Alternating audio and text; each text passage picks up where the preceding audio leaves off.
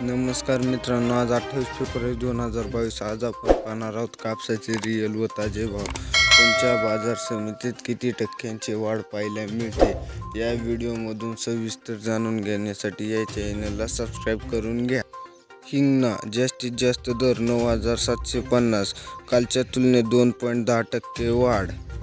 पुढील बाजार समिती अमरावती जास्तीत जास्त दर 10,000, कालच्या तुलनेत 0.50% कमी.